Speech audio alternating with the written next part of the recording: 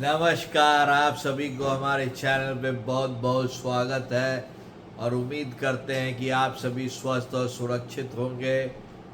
आजकल जो Indian continent है वो बहुत ज़्यादा डिस्टर्ब्ड है और साथ में यहाँ पे जिस तरह की स्थिति परिस्थिति बनी हुई है, एक तरह से देखा जाए तो हिंदुस्तान ही एक ऐसा देश अभी बचा है जहाँ पे कोई कोहराम नहीं मचा है। एक आपने देख लिया था कि चाइना बाबू ने क्या किया था श्रीलंका में। उधर पाकिस्तान में आप देख ही रहे हो कि क्या हालात बने हुए हैं। टीटीपी ने किस तरह से चाइना की कंपनियों को भगाना शुरू किया हुआ है। आप यदि देखो तो नेपाल में भी पॉलिटिकल भूकंप आते रहते हैं। बचा था बांग्लादेश, तो बांग्लादेश में जिस तरह की घटनाएं हुई वो मानवता को शर्मसार करने से कम नहीं था। कभी कभी लगता है कि भारत ने गलती कर दी बांग्लादेश को अलग देश बना के। इससे अच्छा तो ये होता कि बांग्लादेश को भारत अपने में मिला लेता। लेकिन चलिए, ये हिंदुस्तान की बरकत थी कि उन्होंने बांग्लादेशियों का साथ दिया और उनको अलग देश बना कर दिया। लेकिन कभी कभी होता क्या है कि जब आप थोड़ी सी तरक्की कर लेते हो, थोड़े से आपके पास इंटरनेशनल रिकॉग्निशन आता है, जो बांग्लादेश में आया है कुछ इंडस्ट्री में, टेक्सटाइल्स वगैरह सब में, तो वहाँ पे लोगों का उछलना भी वैसा ही शुरू हो गया है।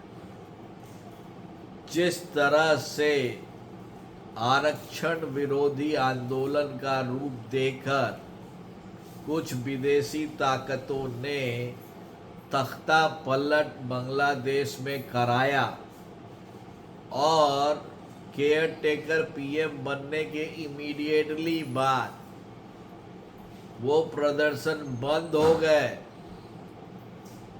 और लाल किला के प्राचीर से धमकाने के बाद इनडायरेक्टली हिंदू पर जो अटैक हो रहे थे वो कम हुए। ये दिखाता है कि बांग्लादेश में एक बड़ी साजिश चल रही थी और चल रही है। लेकिन जिन लोगों का हाथ इसमें है, वहाँ पे अभी भी जो बांग्लादेश में जो करतूतें चल रही हैं, या जिस तरह से बॉर्डर एरिया में टेंशन है, जिस तरह से भारत को अपनी लंबी सीमा की रक्षा करना पड़ रहा है, और साथ ही साथ वहाँ पे बांग्लादेशी हिंदू जिस तरह से अभी भी भयभीत हैं, उससे तो लग रहा है कि बांग्लादेश में अभी सुधार नहीं। और बांग्लादेश को डॉटेड लाइन में समझना बहुत ज़रूरी है कि यदि आप दूसरे की रक्षा नहीं करेंगे तो कोई आपकी भी रक्षा करने नहीं आएगा।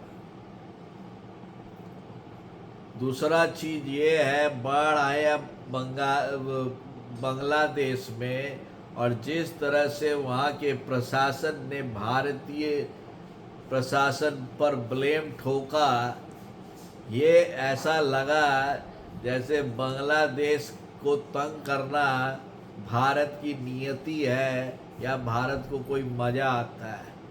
जबकि उसके उलट इस तरह की स्थिति और परिस्थिति में पहला जो ग्लोब मास्टर है इंडिया का, वो दवाइयों और खाना का पेटी लेके आज उस देश में उतरता है, या भले वो बांग्लादेश हो या नेपाल। तो ये जो बांग्लादेश में जो चंद कठपुतली लोग हैं, उनको अपनी करतूतें बंद करनी होगी। नहीं तो यदि हिंदुस्तान अपनी करतूत किया कुछ तो उनको बड़ा भारी पड़ेगा। आपका क्या कहना है कि क्या भारतीय जो वहाँ हैं, जो बांग्लादेशी हिंदू है, वहाँ पे जो भारतीयों का जो मंदिर है उसकी सुरक्षा जरूरी है कि नहीं है, ये जरूर बताएं और इस चैनल को जरूर लाइक और सब्सक्राइब करें। तब तक के लिए आप सभी को बहुत बहुत धन्यवाद।